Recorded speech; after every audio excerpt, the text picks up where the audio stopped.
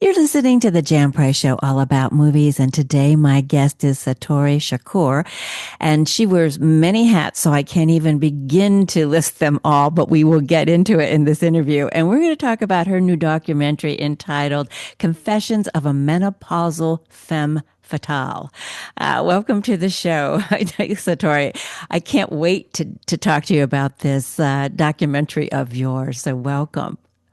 Well, let me just distinguish. It's a stand-up storytelling concert film. It does document my life. It's all my it's my story, but Right. it's not. I don't want people to think documentary and talking heads and photos. No, this is me telling my story that is mixed with stand-up comedy, storytelling, and song. It is your one woman show that we get the pleasure that you decided to record it and put it out there for the world to see. So we're all blessed by you deciding to do that and to also share your story. This is such a raw, emotional, um, show, and it's I mean, I laughed, I cried, you relate to it on different levels. You are amazing. You are Yeah. absolutely amazing. Truthfully, you can't take your eyes off of you, and it's just you on that stage. But how you have wove this together is really brilliant, and the way that you tell your story and how you go back and forth. It's not linear. It goes into different directions at different times, which makes it more interesting to watch and to listen to. So tell me why you decided to share this story and how this came about. Well, when I was 45, coming into perimenopause, I began to notice all of these different symptoms that I had never experienced before. Palpitating heart, hot flashes, mood swings, insomnia, there heavy, little sparse periods, heavy periods. There were just so many things that were happening to me, and they were interfering with my life as I knew it. Um, the mood swings were alienating coworkers and friends. The hot flashes were very uncomfortable. Night sweats were, it was like I was in a waterbed that was leaking. And the hot flashes were embarrassing at times, especially when you're on a date. Uh, and I mean, every one of the symptoms I had to re I had to I had to market them to myself as something okay. Oh, this is just sweat. You know, this is, and when I asked the older women around me, starting with my mother, they would say, I don't remember, or I'm too young. And they were clearly not too young. Or I refused to go through menopause because at the time, and I guess even now, it was stigmatized. It was if you look through a patriarchal lens, which is a way to see women, um, a way to see society, a way to see men, which limits us all. But what it does with women socially and in society is sort of bench them, put them Mhm. on the side. We're not perky. We're not juicy. We are not going to be producing more children. And so, how can we possibly be relevant? And I knew that after living 45 years, after um, being in a marriage, having a child, and being in a second marriage, that I had enough life experience and wisdom I had cultivated in my career, how could I not be relevant? Well, how could this be true about myself or any other woman? But then the books at the time were all about how to get a man. Yes. Men are from Mars, women are from Venus, the rules, the games to get a man. And the most horrifying of it all, worse than any horror film, was that you have to continue to do this for the rest of your life. I took Men Are From Mars, Women Are From Venus, put it on the floor and jumped on top of it.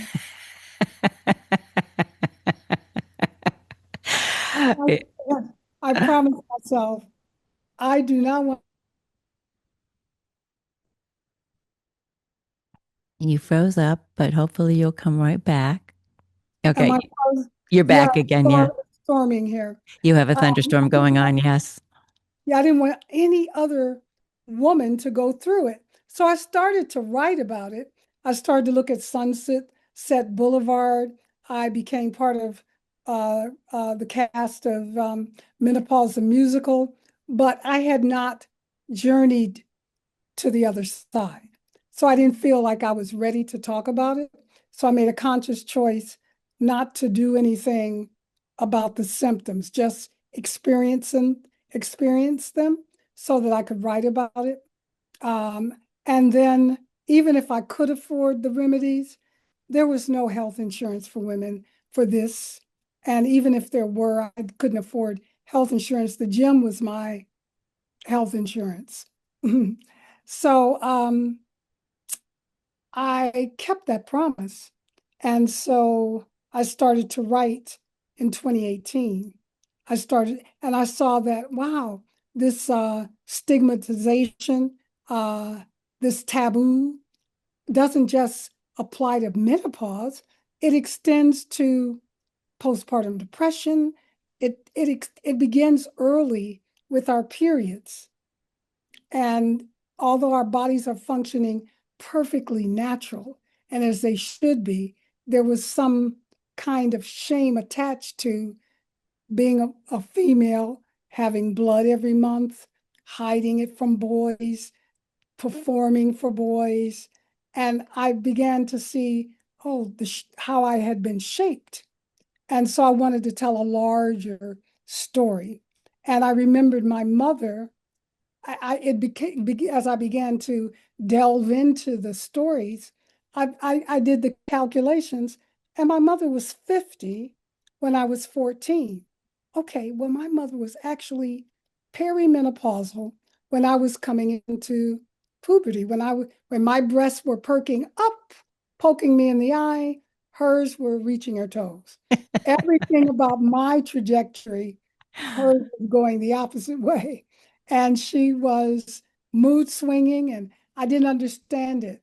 But then I began to understand it. So I needed to, my mother is so much a part of my story Right. that I wanted to, and it seemed like a natural backdrop in contrast to a woman coming into her peak of femaleness or reproduction and a woman going out.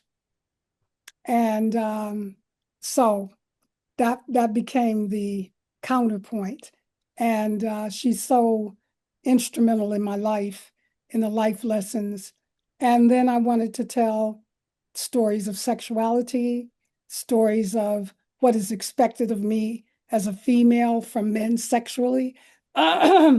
What I, it never occurred to me to expect or want or even consider, and discovering who I am really, really, really. And finally, uh, discovering that on the other side of it, menopause, on the other side is freedom, Hmm. Yes. full self expression, a kind of independence and taking charge and confidence that I never knew on the other side. And then when I went into further research, discovered that the largest demographic in the United States are women in some stage of menopause, but little is known about it. Right. Very few menopause doctors doctors get 1 hour training in menopause. And you're talking about half, you're talking about the largest demographic in the United States are left without any medical insurance, knowledge, or anything of something that we're all going to experience if we're fortunate enough to live that long. So if we could just demand the education, if we could grow and cultivate the doctors, if we could talk to each other as women, as society, we could get the support from our husbands, from our children, from our coworkers, from our bosses, being a boss. Um, some of the most powerful women, as you know, I mean, Amy's told me all about you. But we have governors. My governor here in Michigan, Governor Whitmer, has taken on the initiative here to go across the state of Michigan, educating women about menopause with the Michigan Women's Commission, which I'm part of. I And love it. they're going to Love do it. a screening of my film in October. And That's great. I'm very excited about that women are beginning to talk. But I want it to be as mainstream as, I don't know, a little bit blue pill, Yeah. check the prostate, you That know. insurance covers that. But how come we don't get covered? Exactly. I want us to be acknowledged and noticed as a very powerful asset in society. So I thought I'd come out with a film that had nothing really to do with pharmaceuticals, but more about the spiritual, mental, and psychological journey. And just, you said the film is very raw. And so I wanted to be very honest Mhm. and be very transparent about my experience, so that if I can be this honest, will that free other women to be as honest, and then we can start this journey together and make demands together. Because if we have governors and senators and who are all over in this stage of life, then we can advocate for ourselves and get laws and, just push us out there. And Right. Right. because it affects everyone that we touch, our children, our husbands, our partners, our everyone. So Yes. yeah, so that was the reason. I didn't know it was going to go into all of these areas at the time, but now that I'm here, I see the importance of it, and I'm very excited and I'm very happy to be used for that purpose in telling this story, which, as you said, is laughter, tears. It's an entertainment product that's real and true. That it is. It's very honest. There's no question about it. Interesting because I guess there's the menopause revolution that's going on that Oprah and Maria Shriver and Halle Berry are out there advocating and getting out there. I find it fascinating that we're having the discussion, but in listening to what you had to say, I really feel like the gift of menopause is that we come into our own, and that, the old thing, old crones, we've heard that, out there. But I think we become, I can only speak for myself, but my friends, but wiser, that we have more wisdom. And I think we are, to your point too, I was just having this discussion yesterday with some friends. The gift of getting over is you don't care as much as what people think about you any longer. It's like, this is me. Either you like me or you don't, and it's okay if you don't, and that's all right. I am not here to have a popularity contest. I'm here to be my authentic self. And I think when we're revealing our authentic selves, then people are more drawn to us because we are being real and we're not trying to be something that we're not. And I think when we're younger, well, nowadays it's even more difficult with social media, but even in our generation or my generation, we didn't have that. But there was there's always, the clicks and wanting to be liked and all of that stuff we do. And the things you talk about with boys and men, we put ourselves in little, whatever, boxes or whatever and try to be that sexy person that we think that they want. And the reality is, being who we are is really who men should want. So I think that's the gift. And that's what you show in your film is the authenticity of who you are in this, and that's what comes shining through.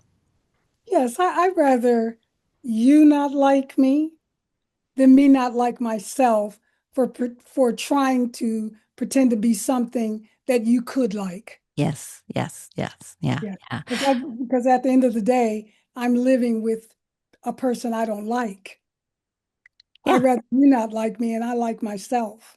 And when we do something, they go like, "Why did I do that? Why did I say that? I don't really like myself in that moment." And the thing is, if you have self-reflection, instantly. You go, "Why did I say that?" Or and so you can instantly go, "I'm sorry" to somebody.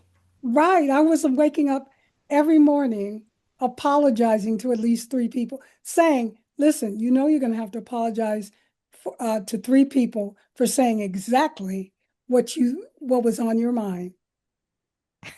You are actually saying what you think and feel. Oh my God, you bad girl. And it became almost, it was hilarious that who I was becoming was someone so foreign to me that I was uncomfortable with her. And so the things that I would say, they would come out uncomfortably, awkward, and maybe even abrasive.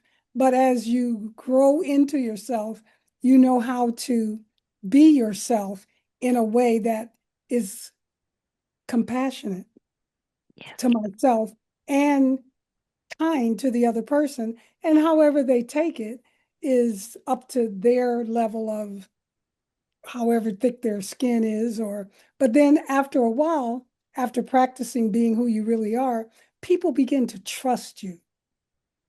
They begin to call you and say, can I have your opinion?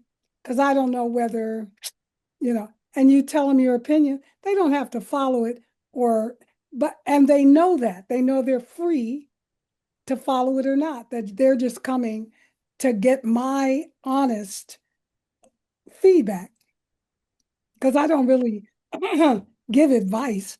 I just ask you, what is it that you want to do? I think so much of what happens, and again, it's about awakening. We can lose ourselves. There's a period of time, I call it going into the unconscious, we become unconscious.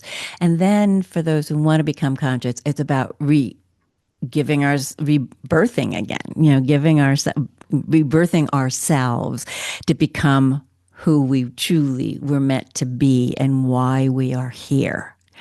And I think not everybody takes that journey. And I've talked about this, it's one step forward, two steps back, two forward, it's that process.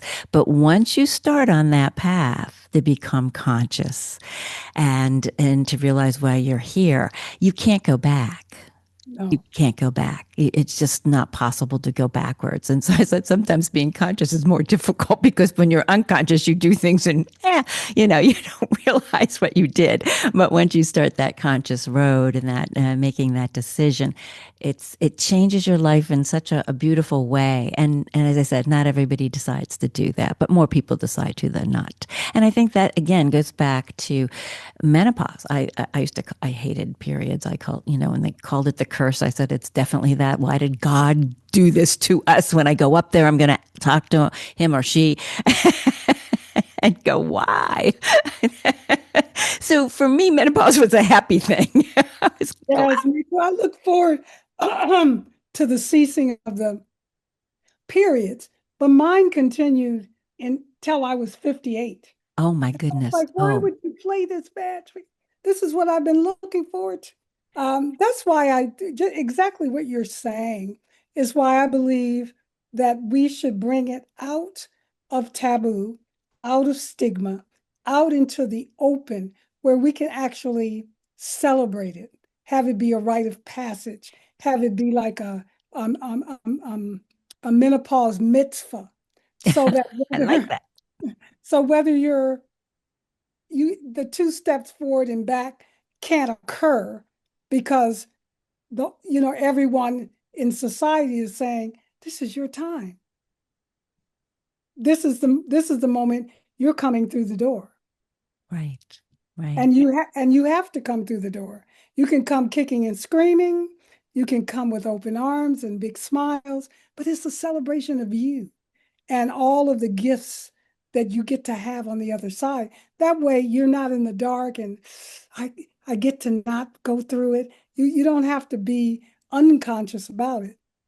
You will have to actually choose to go against what is offering you all the things you may have suppressed before, but you get to give it to your daughters and your granddaughters. So they get to be powerful from out the gate. Yes, exactly. And embrace this, embrace it, rather than dread it, So everything's a mindset, I think, Yeah, I say that all the time, we create everything here.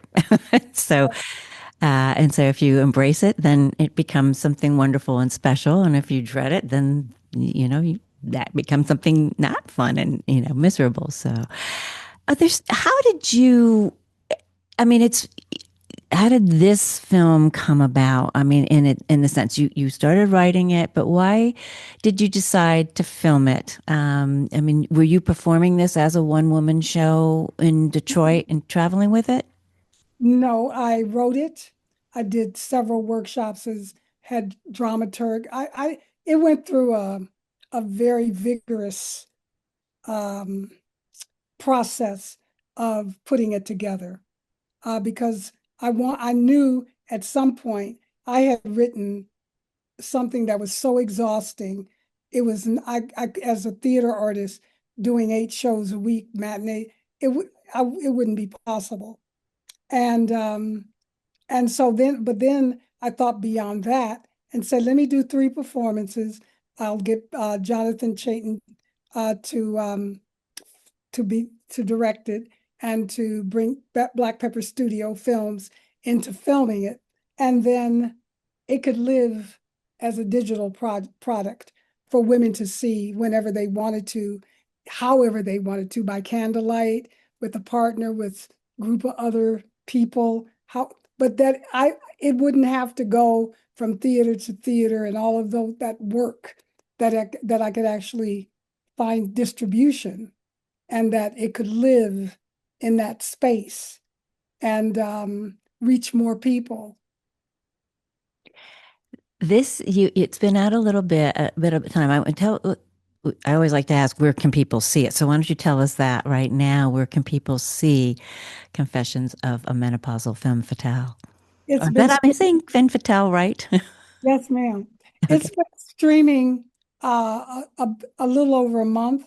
It's streaming on Amazon Prime Video, on Apple TV Plus, and on Google Play. that's great. Everybody do seek it out. So it's been out a little over a month. How has the reaction been to it so far, Oh, Satori? the reviews are off of the chain. Professional reviewers, uh, men, male reviewers. Yes. A lot of men have thanked me. Obviously, the women, they, they, you know, I cry from some of the things that they are sharing with me about their own lives, not what the film has drawn from them to share with me about them that they've never shared. And, Mm. and I can see the freeing up of. So I know that the film is of benefit and of value, and that it's doing what I hoped it to do, but even more. So yeah, and I encourage everyone to go and watch it on these streaming services. It's Yes. very affordable. Yes. Yeah. And please leave a review on RottenTomatoes.com because it helps boost that popcorn meter and spread it out further to people. Yeah, I did go on Rotten Tomatoes and read some of the reviews, and they were all excellent, and a lot from men. You're exactly right. They had a new appreciation. They didn't understand, about what women go through and how it affects us. And I think that's important to bring men into the conversation so they do understand what their partner's going through or the woman they're dating or whatever, whomever they have in their lives, So I think it's wonderful to see that and know that men are doing that. You have, I mean, literally, you've had such an amazing career. You've done so many things. I can't even begin to list them all, but let's talk. One of the things is you're a Kresge Literary Arts Fellow. And you have collaborated with Duke University, the University of Michigan, the United Nations, facilitating storytelling workshops. And I really want to get into that. But also in 2024, you were the MC of the Kresge Foundation Centennial event, and you introduced none other than the keynote speaker, President Barack Obama. Tell me a little, we'll go off the movie for a minute, but I want to know about that experience because I absolutely love him. So tell me what that was like. Well, I mean, I had never been around Secret Service, and so I know that he is well protected. Matter of fact, Good. the Kresge dignitaries were on one side with him, and we, the MCs, the all of the talent and everything was on the other side. So it was such an honor to be invited to be the MC to keep that show moving.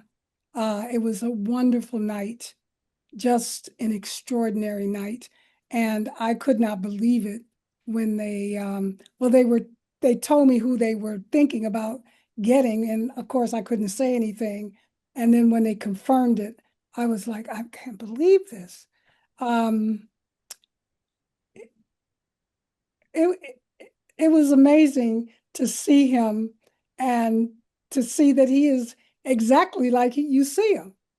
He's that same guy, very thoughtful, um, and very supportive, Wonderful. very engaged still.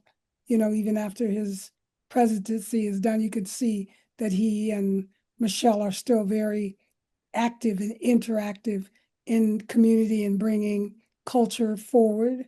They're storytellers as well. They have Yes. different products on Netflix. Right. They have Higher Ground as their production company, and they keep, producing. Later daters, Yeah, that's theirs. Yeah, that's interesting. Yes. like that show because it shows that men and women at a certain, grandmothers, granddads, we're still sexual beings. We still have a bunch of Yep. in us, Well, I think it's better later when you're not worrying about getting pregnant. Exactly. Or worrying about having to be someone other than who you really are. Right. Right. Right. Yeah. Yeah. Yes. And I love that. And that there are options. And you can also see how we limit ourselves sometimes in relationships. So I like I like what you can draw from that show. I I haven't watched it yet. Now I'm going to have to watch it. Now that oh you've yeah, just told me about it, I have to watch it. That's one of the segments in your film was about your dating experience. I just howled. I just howled. I loved it, and I'm not going to give that away. But everybody, that is really one of the funniest scenes in the film for sure. Oh, Satori, it's been such a pleasure having you on the show, and I wish you so much success oh, with Confessions of a Menopausal Femme Fatale. Everybody seek it out. It's on. You said Apple TV. Google, Google and Amazon Prime. and Amazon Prime. So I know everybody has at least one of those streaming services. So please seek it out. And if you have a partner in your life, have them watch it with you and you will enjoy it. It goes by very fast and you'll be completely entertained, as I said. And it's wonderful. So thank you so much for putting this out there and being so open and vulnerable and sharing your story. We really appreciate you being doing that for everybody else so we can all learn and grow from your experience. So thank you so much, Satori. It's been a real honor to have you on the show. And thank you for having me, Jan. It's an honor it went by so fast. I could talk to you forever, but of course, you have a whole big old life. I could talk to you forever too, so we'll have to have you back on the show. And Okay. I love what you're doing with Gretchen Whitmer. We love her. I love her anyhow, and I think she's amazing. So I think that's wonderful that she's taking this up and doing something with your what you're doing. So thank you so much. Yes, Take care. ma'am. Have a beautiful day. All right. Bye bye. Bye bye.